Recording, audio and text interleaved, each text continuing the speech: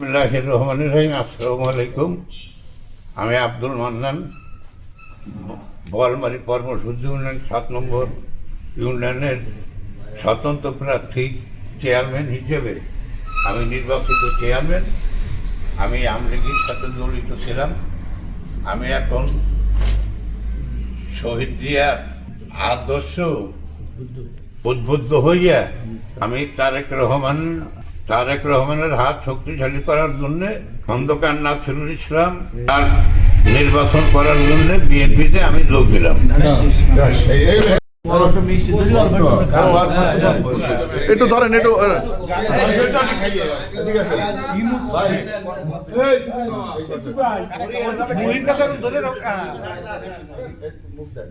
বেশি খায় না, কিন্তু ডায়াবেটিস আছে।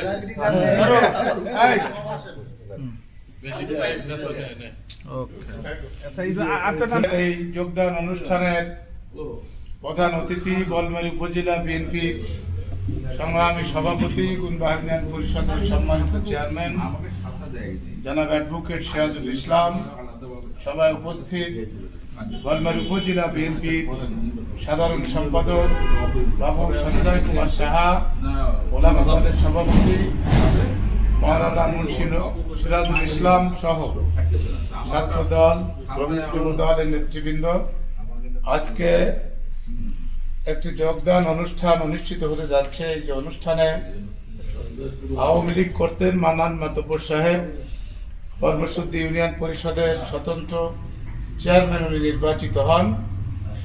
তো দীর্ঘদিন উনি আওয়ামী লীগ রাজনীতির সাথে ছিলেন।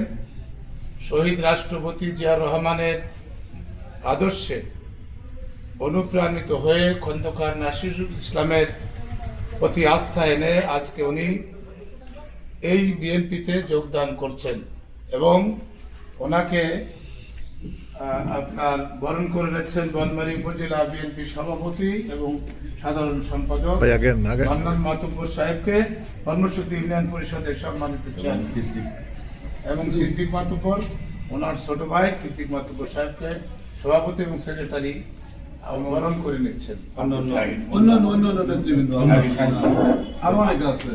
শাহিদ মোল্লা এবং কর্মসূচি ইউনিয়নের আওয়ামী লীগ বিএনপির অনেক নেতৃবৃন্দ আজকে আওয়ামী লীগ ছেড়ে বিএনপি যোগদান করছেন। আওয়ামী লীগ কর্মসূচি